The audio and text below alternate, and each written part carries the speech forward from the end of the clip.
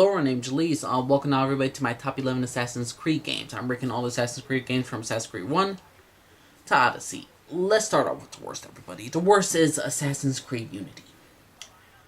Assassin's Creed Unity. I played this game 3 times. I got a new perspective on it. I still love Paris. I still love the customization.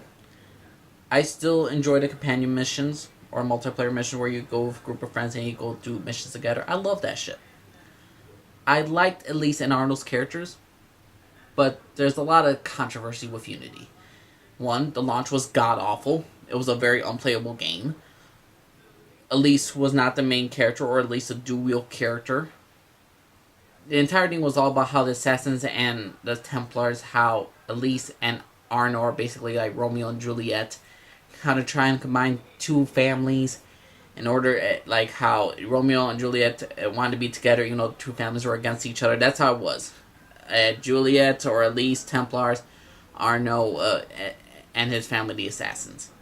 Basically, it comes down to this. The Assassins are terrible, the Templars are terrible, and at the end of the day, certain things don't make sense. Elise's death is stupid. For why she's not even a main character is stupid as heck, because female characters are hard to create, apparently. Everything about Unity's marketing and all that stuff was a mess. The story overall, to me, had some solid moments. It actually made me appreciate the villains a little bit more because they were a lot more organized, the Templars. But overall, to me, it's not overall the greatest Assassin's Creed game. I do not hate this game no more. It still is one of my favorite, one of my most disappointing Assassin's Creed games of all time. It's one of my disappointing games of all time. But I do not hate this game no more. Assassin's Creed Unity is, to me, an okay game now. I said it. Sue me. Number 10 is Assassin's Creed Revelations. Assassin's Creed Revelations had a promise of, oh, you're going to play 2 Assassins, Altair and Ezio. What you really get is like 10 minutes of Altair. A lot of it is, we get to the end of Altair's journey.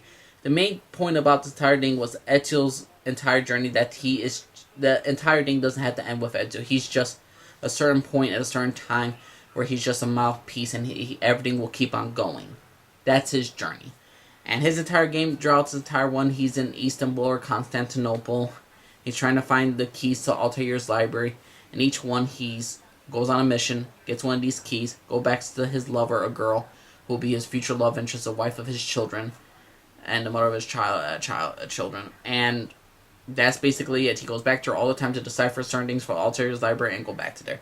The villains are not really all that memorable. The side stuff's not really that memorable. The Brotherhood stuff, to me, was shaky a bit. And I did not enjoy Revelations as much as I used to. I do have a new appreciation for it, but I still don't find this a great Assassin's Creed game. It was just an average Assassin's Creed game. It didn't add nothing to the lore. It didn't add new things to me. I think it took certain chances with things, but it didn't have enough oomph to me in order to say this is a great Assassin's Creed game for its story. Altair's story was interesting, but Ezio's story was not overall that satisfying. So Revelations is, to me, number 10.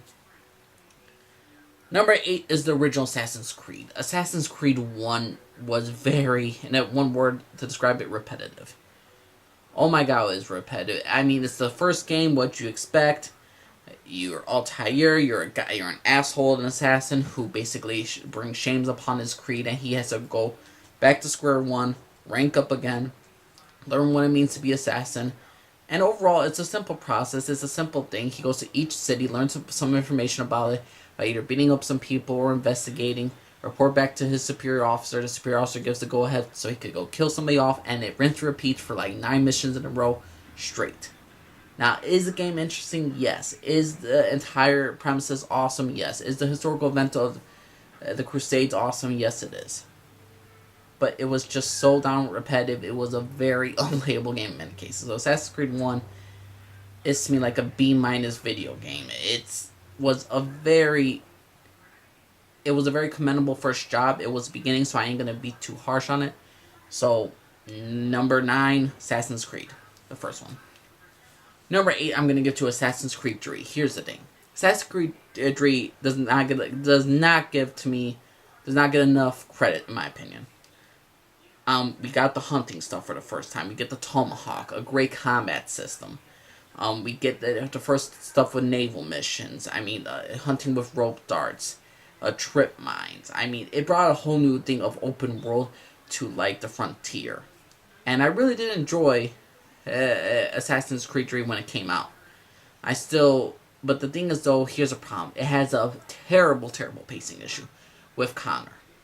Here's the thing. This game would have been great if we couldn't play Haytham at the beginning. The fact is we get to play Haytham Kenway, a great Templar, a great character.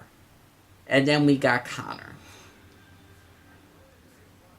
It's really comparing apples to oranges. It's really like Haytham was like an A+ character. He's right up there with me with Ezio Auditore as my favorite character for Assassin's Creed. And then we got Connor. Fish of the barrel down to Arno. That's where it most happens. I love the DLC. I love the interaction with George Washington. I did enjoy the Frontier. I didn't like New York or Boston all too much. And I like they introduced new stuff with the homestead and all that stuff with lumber and crafting. And overall, I think Assassin's Creed 3 did like show enough new details to bring on to future games. And it really helped out for future Black Flag. So I think Assassin's Creed 3, it's a good game. But it doesn't get its appreciation because it had Connor as its main character. And believe me, there's a whole reason why I believe Assassin's Creed 3 is kind of underrated. But I believe it should. And don't forget the modern day story with Assassin's Creed 3. I mean, Assassin's Creed 3 modern day story was simply amazing. I don't need to go into much spoilers about Assassin's Creed 3 modern day story other than Desmond dies, Juno is out now, the precursor, and it's overall the assassins fight back against the Templars in modern day time. I can't wait for the remaster that's coming out. So Assassin's Creed 3, it's number 8. Number 7, everyone's gonna hate me for this. Everyone will. Assassin's Creed Origins. Unlike Longyear Fox and Fishy, those YouTubers, they love Assassin's Creed Origins. I enjoy it. I think RPG elements, the combat was amazing. But here's the thing. Bayek is not overall the greatest character. Bayek's son is killed in a worse way. The villains are terrible. They're unorganized. They don't know what they truly want. They want Bayek to open up a tomb. They pressure him, and yet they do not kill him. Bayek is the luckiest character in the Assassin's Creed universe. The entire premise is that he's left alive while he's unconscious. Bayek's son is dead. So they knock out Bayek with like a piece of Eden and he's unconscious on the floor and they do not kill him. They don't throw him in prison, but they said, "Oh, we thought you were dead." That takes away everything about this entire game. That's like if Ezio Auditore, it's like Ezio Auditore in Assassin's Creed 2. Imagine he got captured and he got hanged, and yet somehow he's still able to wiggle. He got hanged, his neck broke, but he wasn't quite dead, and they didn't finish the job. It'll be like that stupid shit. And Bayek survived again in the desert. Oh, he whistles for his horse in the desert. Are you kidding me? What Assassin's Creed Origins did good was the combat system and the beauty of ancient Egypt. But to me, the tombs were terrible. The tombs were very repetitive. The same thing every single dang tomb. I mean, the fact that you can't play as Aya, a character who is the future Amunet, for some odd reason they made her Amunet. And this is not an origin story. Assassin's Creed Origins is not an origin story. It's never been. The assassins already existed. They're known as the Hidden Ones. It's like if someone had a burger, like if someone made a first hamburger. Okay, we have the hamburger, we have all that stuff. Bayek and Arya are the stuff that makes this extra stuff. Oh, you want to add some ketchup? You want to add some cheese? Oh, a cheeseburger. So we have a different brand. It's still a burger, but it's a cheeseburger. That's Aya and Bayek's thing about this. What we should have for Origins was basically the DLC. The DLC was the origin story of Origins. You see Bayek and Aya making rules about how their assassins cannot go out into the field, how they cannot go out and they must stay to the shadows, how they must not use the innocents in their entire world. And the DLC was the origin story. This entire thing was the origin of their characters, Bayek and Aya. But if you're telling me this is the origin of the Brotherhood of Assassins, it's not. I'm sorry, it's not. Long-eared Fox and Fishy, they like to praise this game, how revolutionary it was. The combat system is revolutionary. But to me, it's nothing special. It's nothing big. Combat system does not make this game great. By character does not make this game great. What makes this game great was the combat a little bit and freaking the environment. That's all it was. I loved Egypt. I love Ancient Egypt. I love going to these places.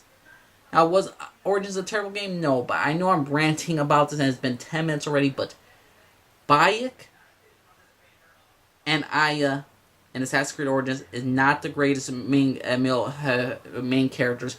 The Assassin's Creed Origins is not the great Assassin's Creed game. It's an overrated Assassin's Creed game. It's the most overrated Assassin's Creed game I have ever played. Sue me. So what number was that? 11, 10, 9, 8, 7. 7. I'm going to stop at number 6, and then after that I'll do a part 2. Number 6. Assassin's Creed Rogue. I do not care if Assassin's Creed Rogue story was shorter than Origins. It had a lot more substance. A guy who... Shay Patrick Cormac. The guy who was a former assassin, was trained by Achilles and trained by the Assassin Brotherhood in freaking North America. He basically turns on them after the assassins did something foolish, and he becomes a Templar.